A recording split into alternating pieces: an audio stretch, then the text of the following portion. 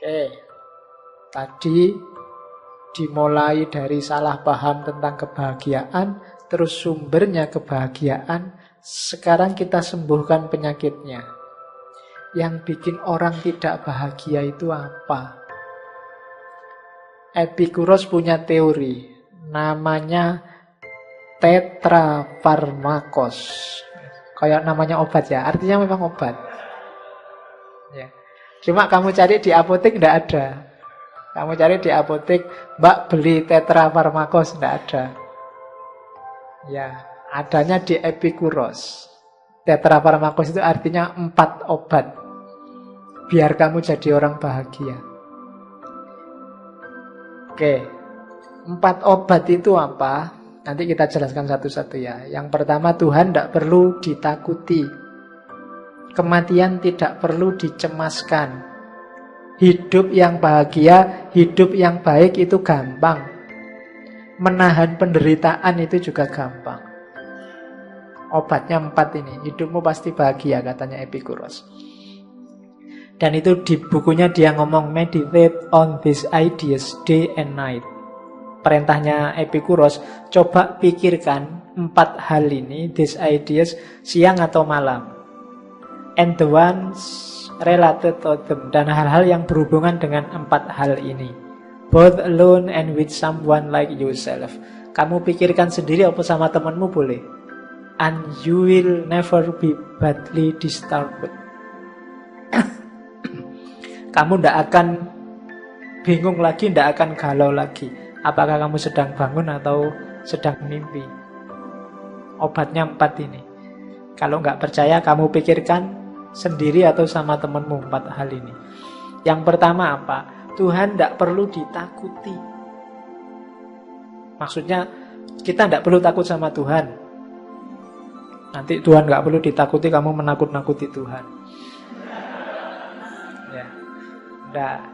Jadi kenapa Epikuros ngomong gini? Karena sebagian besar kita, nama relasinya sama Tuhan itu relasi takut.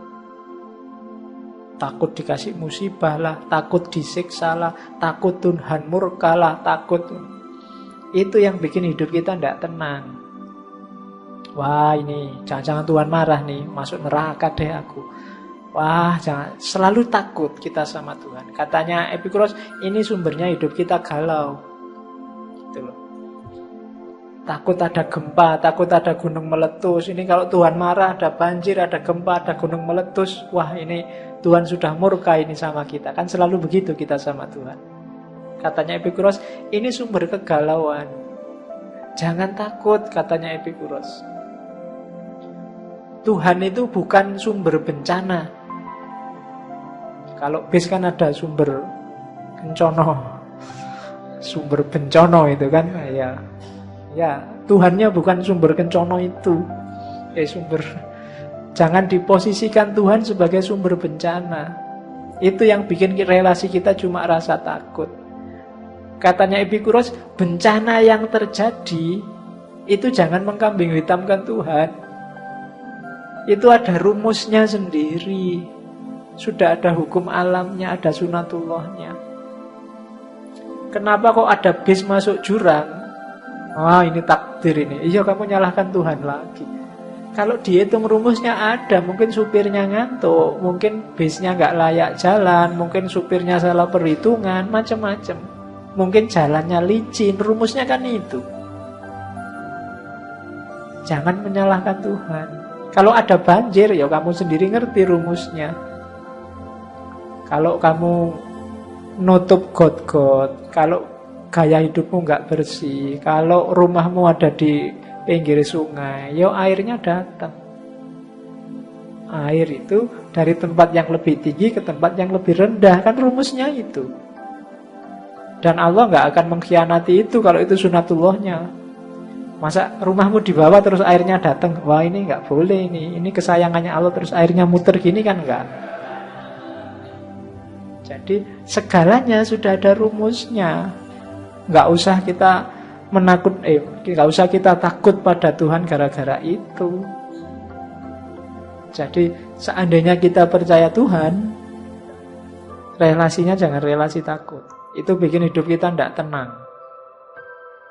Kadang-kadang kita sudah sholat bener, sudah ibadah bener aja masih ketakutan. Diterima nggak ya? Waduh, sholatku 50% nggak khusyuk, ini gimana? Takut terus. Itu Tuhan juga bingung, mau menghibur kamu tenang aja ya nggak bisa. Biar ya caranya, mungkin gitu Tuhan. Kamu ketakutan sendiri sih tanpa alasan. Iya. Nah, tenanglah hidupmu. Bukan Tuhan biang keladinya macam-macam bencana. Hidup sudah ada rumusnya sendiri. Kalau kamu kurang ajar ya nggak disukai orang. Itu kan rumus namanya. Kalau kamu asal ya nanti mesti celaka. Itu rumus sudah. Jadi nggak usah terlalu takut sama Tuhan. Allah itu sudah menciptakan alam semesta dengan rumus-rumusnya, dengan hukum-hukumnya. Itu bahasa Islamnya begitu. Kalau ini bahasanya Epikuros. Terus ini yang saya bilang tadi. Epikuros itu jajal pakai logika, menganalisis Tuhan. Ini dulu pernah saya bahas ketika ngomong tentang argument of evil, argumen kejahatan yang melawan Tuhan. Katanya Epikuros, ayo dipikir ya, tentang bencana alam. Ini namanya trilema. Trilema Epikuros. Alam ini kan banyak sekali kejahatan. Orang kan sering mengaitkannya sama Tuhan. Tentang kejahatan, apakah kejahatan manusia atau kejahatan alam, itu kira-kira kehendaknya Tuhan atau bukan, kekuasaannya Tuhan atau bukan. Epikuros tanyanya gini, trilema itu kelanjutannya dilema. Kalau dilema kan ada dua pilihan, kamu harus milih salah satu. Kalau trilema itu 3 persoalannya. Kalau 5 berarti pancalema. Ya nanti Pancasila kalau nggak jelas maunya kemana jadi pancalema. Oke, katanya Epikuros, kira-kira kejahatan itu Tuhan mau tapi tidak mampu melenyapkannya. Kalau kayak gini, berarti Tuhan itu tidak usah ngaku dia maha kuasa. Wong Tuhan kok tidak mampu. Terus pertanyaan kedua, kalau memang Tuhan mampu, kira-kira Tuhan mampu, tapi dia nggak mau, ayo gimana? Oh ya berarti nggak usah ngaku Tuhan juga. Tuhan katanya maha penyayang. Masa tidak mau menyingkirkan kejahatan? Problem kedua. Problem ketiga, ya Tuhan itu mampu juga mau, maha kuasa, maha penyayang. Loh buktinya masih ada kejahatan. Loh, Tuhan itu berarti kalau begitu ya tidak mampu, ya tidak mau. Ya kalau gitu nggak usah disebut Tuhan. Ini namanya trilema. Jadi adanya bencana itu secara logis membantah eksistensi Tuhan.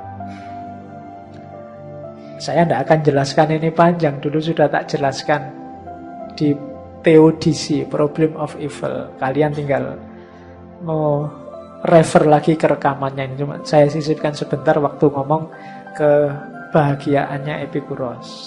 Kita lanjutkan untuk menghindari ketidakbahagiaan yang kedua. Kematian. Yang bikin orang galau, yang kedua, sebagian besar adalah tentang kematian. Banyak orang takut nasibnya besok setelah mati, sehingga hidupnya tidak tenang. Banyak hal yang bisa dia nikmati, tidak bisa dia menikmati, karena membayangkan besok aku kalau masuk neraka disetrika, ditusuk-tusuk, dibanting-banting kan. Gambaran kita tentang neraka kan begitu. Dulu waktu kecil saya membaca komik neraka itu, wah ngerinya luar biasa itu. Karena ada itu kan komik itu, neraka itu penuh dengan peralatan tukang di sana. Iya loh, ada palu, gergaji, lenggis, pokoknya di sana semua. Bayangkan, itu kan kamu membayangkan itu aja kan ngeri luar biasa. Wah. Jadi katanya Epikuros gini loh, itu kamu termakan bayanganmu sendiri. Coba lihat baris ketiga itu. Kematian tidak perlu dikhawatirkan hari ini. Karena kita sekarang masih hidup. Juga tidak perlu dikhawatirkan nanti. Karena nanti kita sudah nggak ada. Ya, nanti Epikuros dikenal orang yang tidak percaya Tuhan, juga tidak percaya hidup sesudah mati. Tapi kalau pakai logika kayak tadi, logika yang awal tadi, bahwa yang kalimat pertama jelas, nggak usah galau dengan kematian, wong kita masih hidup. Kalau besok sudah mati kan belum jelas ada apa besok sudah mati. Kok kita sudah galau? Belum itu bahasa Jawa ini durung-durung. Tidak tahu di bahasa Indonesia baku apa ndak itu.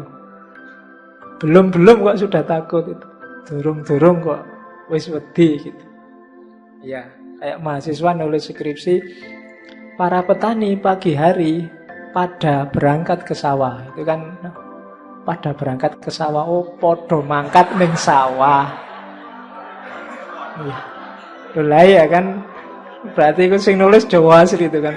Tak makan kok kalimatnya ada padanya, pada berangkat ke sawah. Tak pikir oh maksudnya podo mangkat ning sawah. Ya, kan sering mahasiswa itu ngono kelihatan aslinya. Jadi besok setelah mati kan kita tidak tahu situasinya di sana kayak gimana. Kok sudah takut? Sementara sekarang kita jelas masih hidup. Jadi ya wis nggak usah dibikin sumpek. Kalau kita hidup baik sekarang, ya besok insya Allah ya baik lah. Jadi nggak usah galau dengan kematian. Itu kan kayak semboyannya Gontor itu loh. Gontor kan punya semboyan, berani hidup apa? Yang Gontor kan banyak. Jangan takut mati. Oke, kalau takut hidup, mati saja. Jadi jangan takut hidup, juga jangan takut mati. Biasanya orang yang sudah putus asa itu tidak berani hidup. Sementara orang yang sukses biasanya tidak berani mati. Sumber galau kita di situ. Kita uripe ki wedi terus.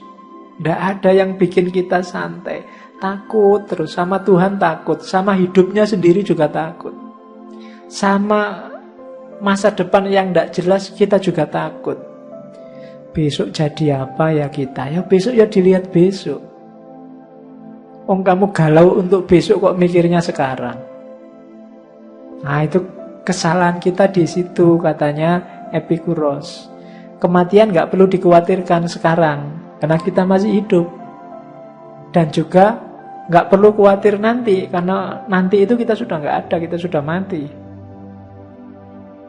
Jadi kematian tidak perlu dicemaskan, singkirkan kecemasan itu. Mati itu kan berakhirnya pengalaman indrawi, katanya Epikuros. Kita takut sakit, kita takut, itu kan indrawi.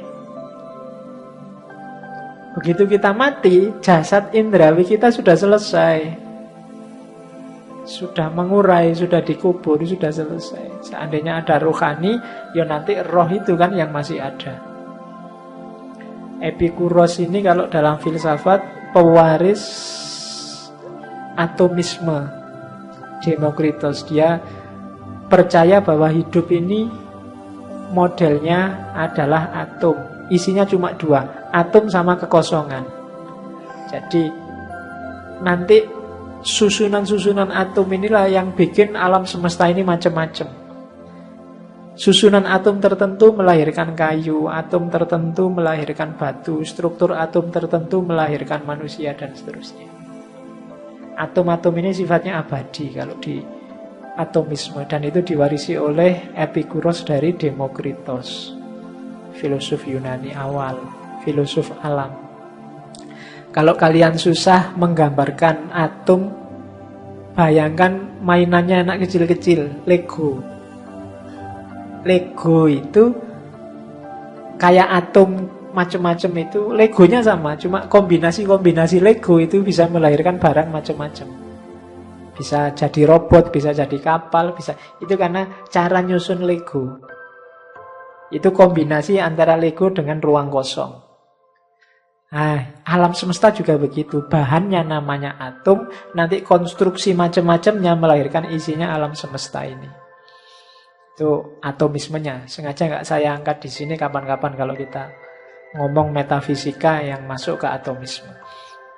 Jadi yang kedua, untuk bahagia nggak usah takut mati. Yang pertama nggak usah takut Tuhan.